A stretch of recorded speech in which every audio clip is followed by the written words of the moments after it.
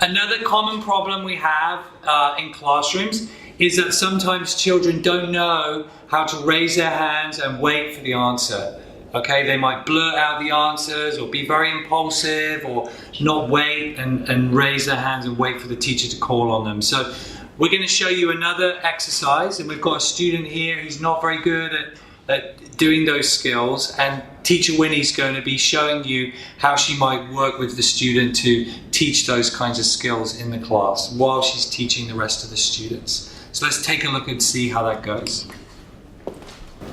Alright, so everybody, let's see. Who can tell me what are we going to talk about today? Chinese New Year! Alright, hey Ashton, remember we have to raise up our hand before you answer the questions, okay? So remember, let's try one more time. Let's see, who can tell me what are we going to talk about today? Chinese New Year! Ashton, remember we have to raise up our hand, okay? So let's practice one more time. What are we going to talk about today?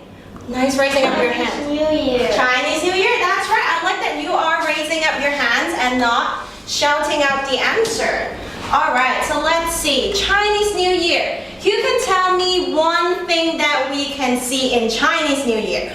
Nice raising up your hands. Lanterns. Lantern, that's right. I like that you're not shouting out answer.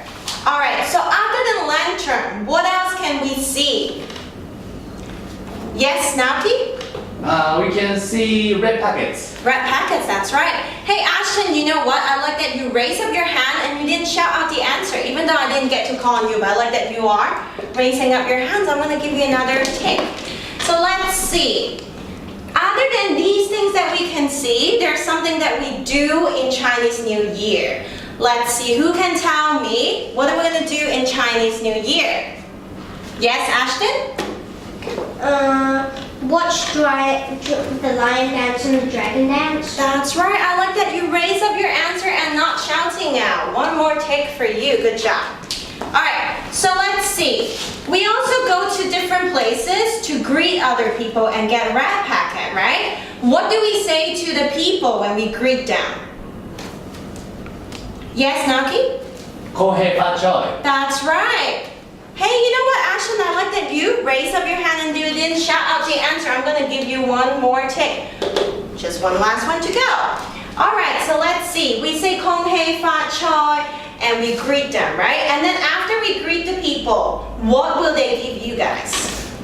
Yes, Ashton? Nicey packets. Nicey packet, that's right. You raised up your hand and you didn't shout out again. One more tick for you. Got all your ticks. You can do your drawings. Okay, so there's a few things the teacher was doing in that lesson to be effective in doing the teaching procedure. The first thing she does is she's established a good system that provides motivation to the student to listen and follow what she wants to do, which is to be raising their hand. So that's why we have the circles, and we use drawing, which is the student's favorite activity, as a reward in the beginning for the student to gain the good practice and the good habit. The second thing the teacher does is that she labels the behavior. So whenever the student does the right thing, she says exactly what it is. She talks about how it's raising his hand, not that he's just good or did well. She labels very specifically the behavior that she wants the student to learn to do. The third thing that she does is she provides multiple opportunities in the lesson, many times, many opportunities for the student to practice the skill. If she only gave one opportunity, it's unlikely the student would get it right. They may just get it wrong and we move on and do other kinds of things in the lesson. So she provides really many opportunities for him to practice raising his hand, which is also important. You see that also in the beginning when the student was incorrect, she provided feedback to the student to let him know that that was incorrect and gave him the opportunity to practice the same skill again straight away. There was also a prompt provided where the teacher raised her hand to show Ashton what to do. As you can see, over successive opportunities, that kind of assistance is faded so that the student can be independent.